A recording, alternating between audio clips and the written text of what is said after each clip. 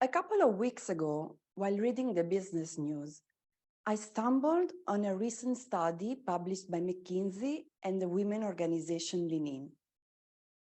According to this study, senior women leaders are leaving their organizations at unprecedented rates,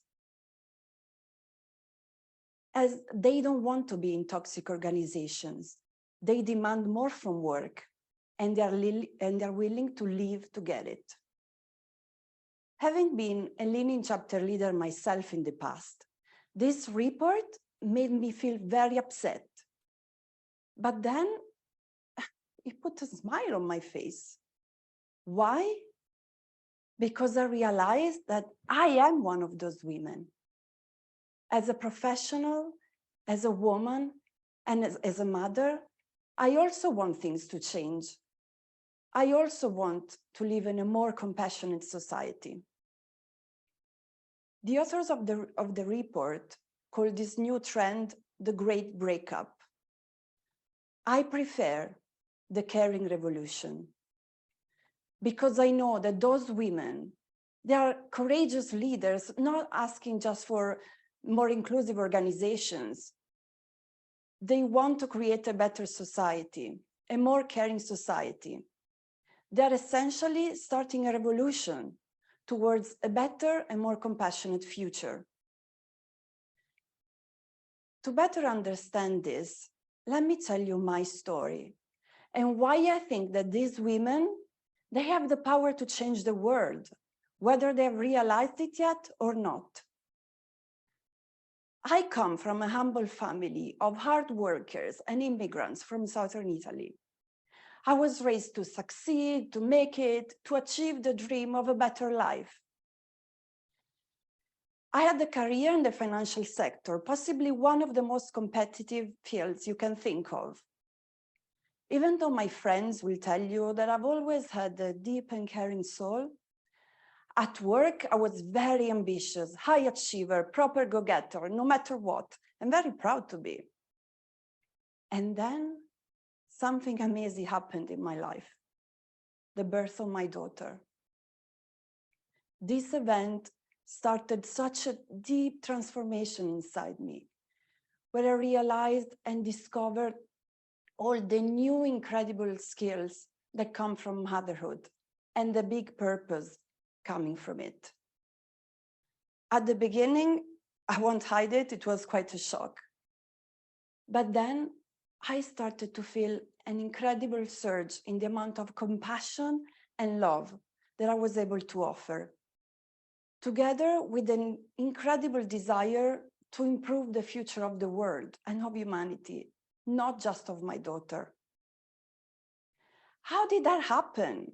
Was it just me? So I started to ask around, and I discovered that so many other women felt the same.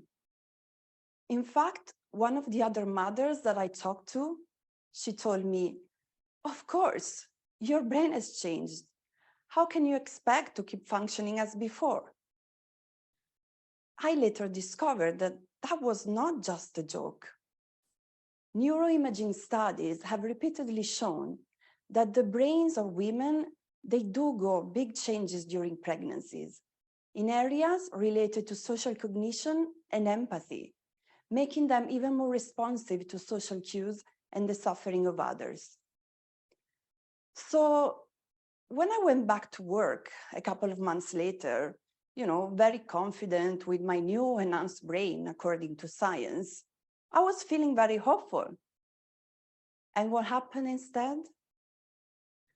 Very much to my surprise, I started to stumble into sadness and disappointment when all those incredible things that I was learning about human nature while watching my little human grow and develop were constantly conflicting with all the outrageous things that we were doing at work, sometimes even unethical things that we were doing in the name of money and profit. So while it had worked for me in the past, that wasn't good for me anymore. And very much like those women in the McKinsey and Lean report, I decided to leave. And I started thinking that us as a humanity, we deserve so much better. We need a caring revolution. When I shared this idea with a friend, she told me, "What? A caring revolution? Don't you think that us mothers have already got a lot on our plate?" Yes, we do. And it's hard. My wildest dream is still to be able to have a nice, warm, and relaxing bath without my 2-year-old coming in and throwing rubber ducks at me. But in fact, as we've seen, the caring revolution has already started, and mothers and women are at the forefront of it. Why? Because we care no matter what, and we are incredibly brave. The birth of a child is a rite of passage. And as we are all collectively witnessing the birth of a new world, we need the mothers of humanity to guide us through the fear and the enthusiasm of this passage. In fact, I believe there are 3 reasons why women and mothers are taking these bold actions, and they possess incredible qualities to lead us toward a more compassionate and more sustainable world. First, purpose, coming from the life epiphany of motherhood. Second, ethics of care and compassionate thinking. Third, and deep connection to the future through their own children's eyes. Let's explore a little bit the first one, motherhood as a life epiphany.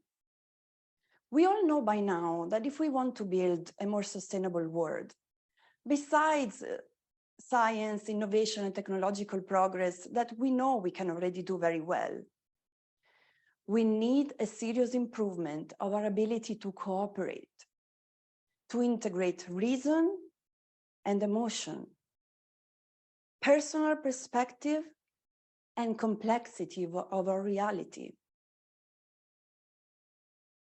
This sort of transformation is very difficult and takes a very long time.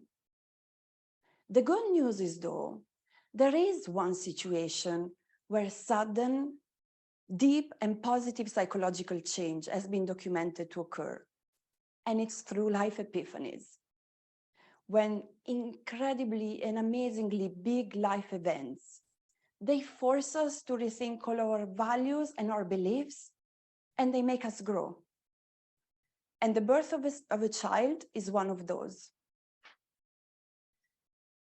In the effort to provide care to their children, as mothers, we constantly travel back to our own childhood, and we are pushed to make sense of our own personal stories, thus also becoming more compassionate for the stories of others.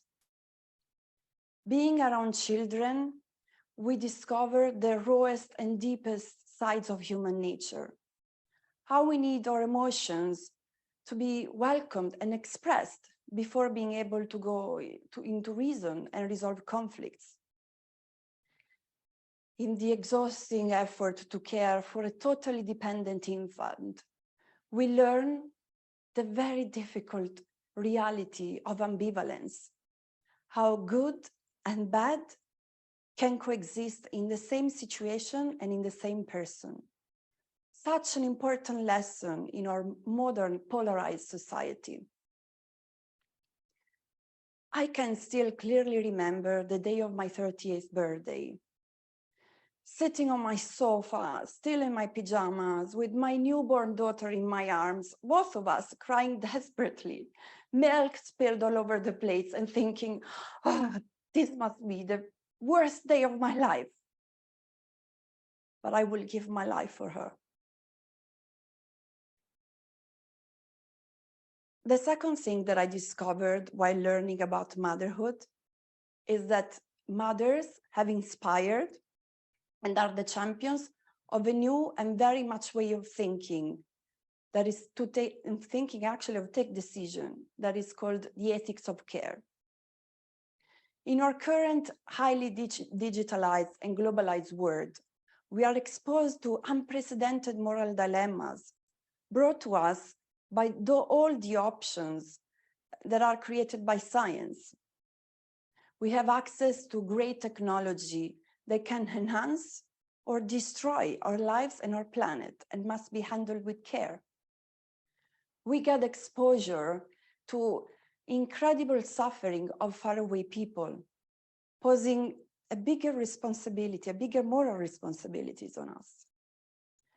Now, the issue with this is though our technological progress has outpaced our moral abilities. Even the most altruistic of us has evolved just to take care of ourselves, of our family, of our tribe, not to tackle global challenges. Our centuries-old moral traditional philosophies were conceptualized by brilliant men, but are now failing to tackle a lot of several of the harm that is damaging us today.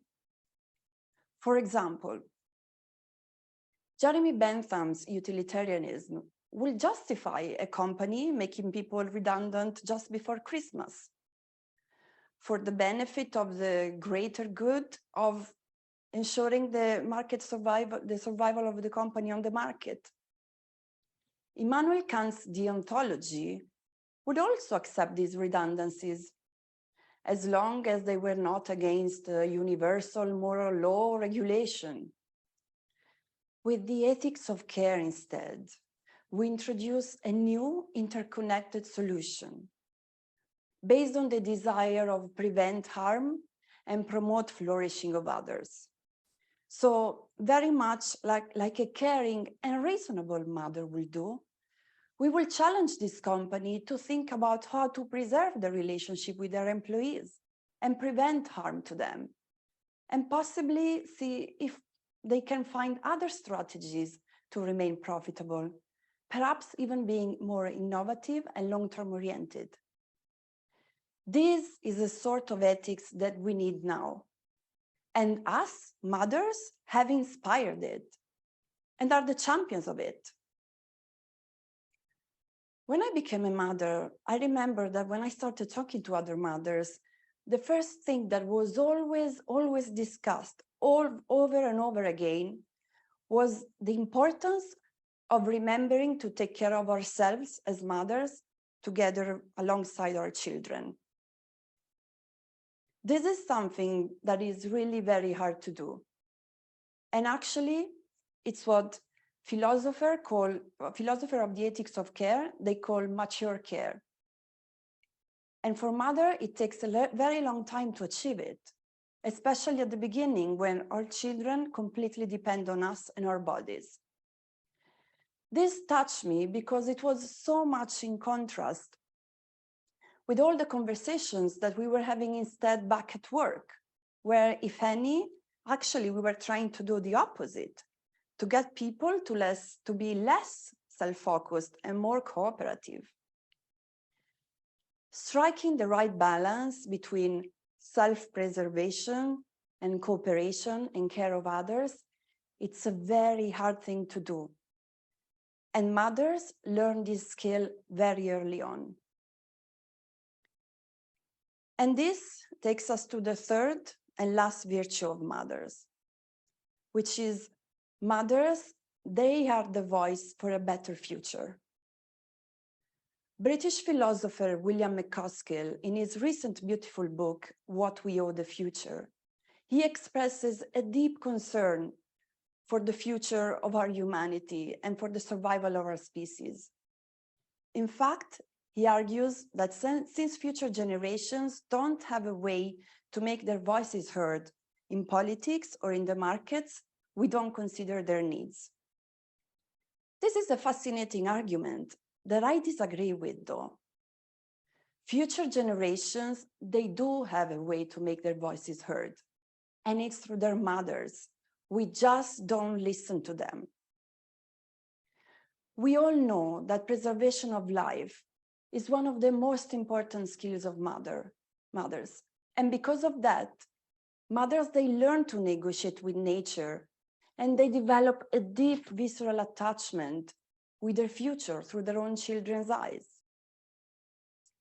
Wouldn't it be amazing to have leaders like that? Leaders that care about our future? We cannot afford, as a society, to let these incredible gifts of women and mothers to go wasted, especially now where we're facing unprecedented levels of loneliness and depression in the population, a gloomy economic crisis, and an incredible devastation of our planet. The cost of apathy has never been higher. What if mothers could co-create and inspire a better future? A future where fathers' dedication, hard work, and desire to accomplish things no matter what could be enriched and even sometimes mitigated by more feminine and maternal values. A new future is possible. We are so close. The caring revolution is on. Would you like to join us? Thank you.